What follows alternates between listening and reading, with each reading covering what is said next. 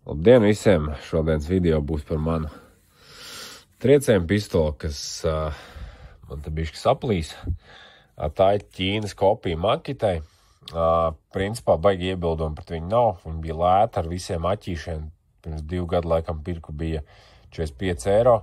Jāsaka gan, ja man tagad būtu vēlreiz jāpērk, tad es pirktu bez aķīšiem. Un tad domātu kaut kādu variantu vai Makitu vai kaut ko, bet aķi sūdīgi. Pati tā te nav slikti, principā. Viņa kā man salūz, bet to bišķi vēlāk. Es nopirku, jau uzreiz bija Aļikā, tur kaut kāda akcija, varēja beigās dabūt pa 23 eiro, visu šo te daļu bez baterijas.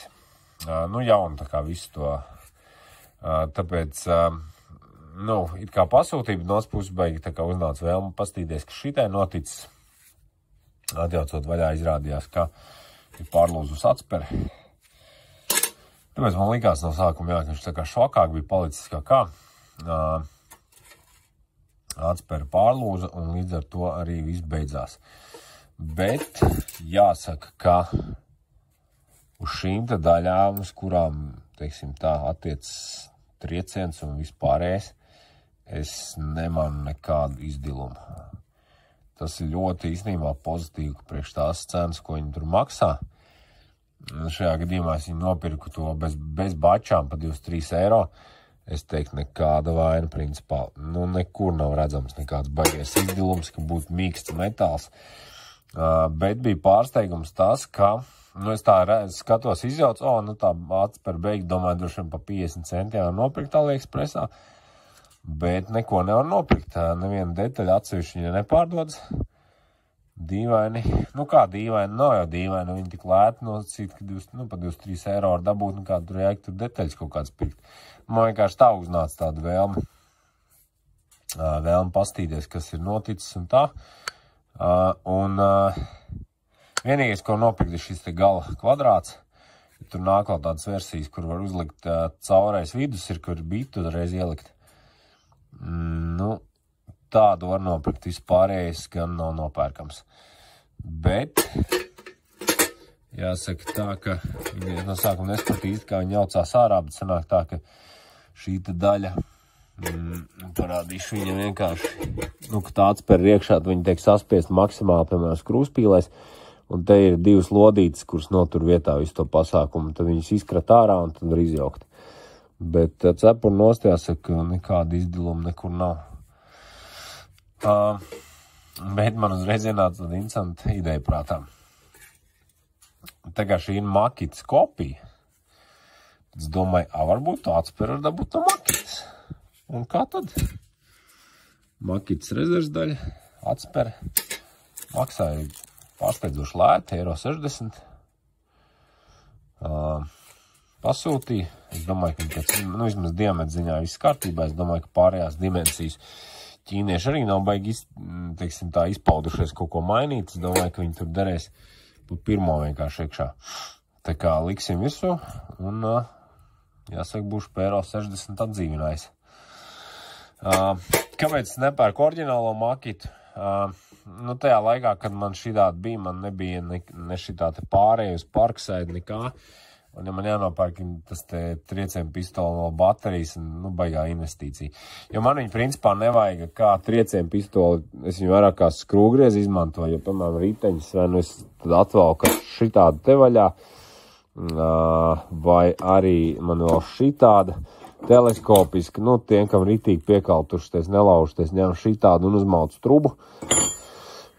Varbūt kaut kādā brīdī, kad parādīsies Lidlā performance sērija šitā triecienu pistola, tad varbūt par to padomāšu, jo aķi man ir Parkside lielie. Bet, pagaidām uzsūtīja 20 eirikiem, 23 šito jaunu daļu, bet, man tāda interese bija pastīties, vai šito var saremontēt. Un arī tas, kad, jautājums, vai šī atspēr baigi un izskatās līdzīgi, ja godīgi šitai. Tā kā, iespējams jau, ka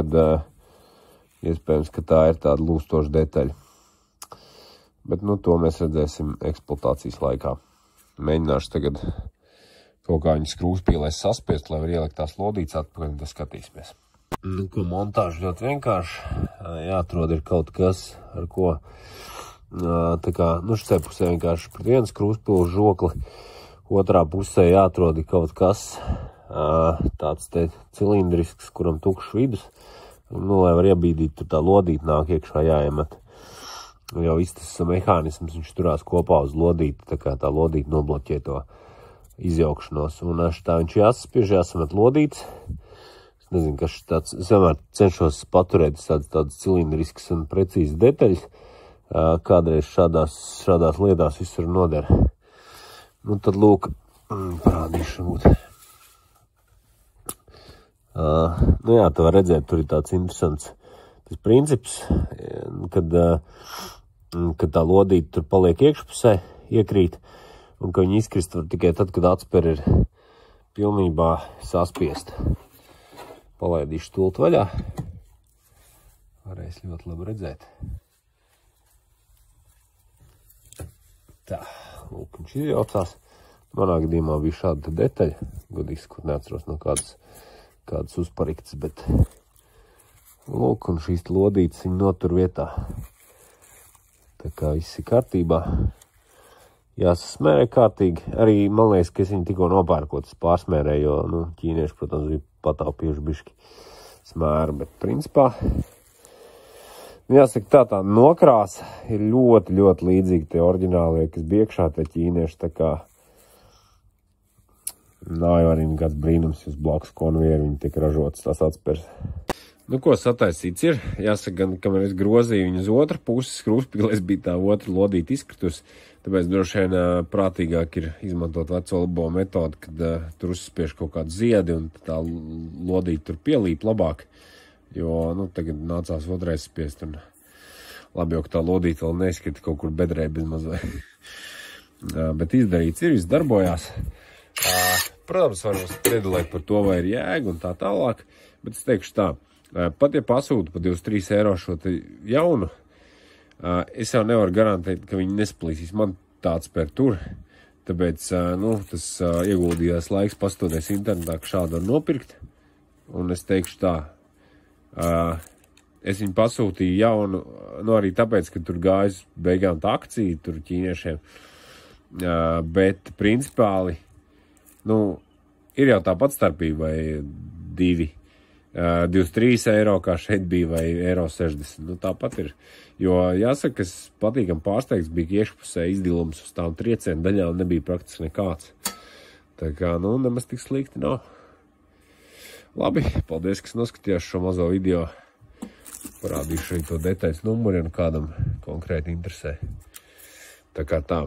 Labi, tev līdz citam video.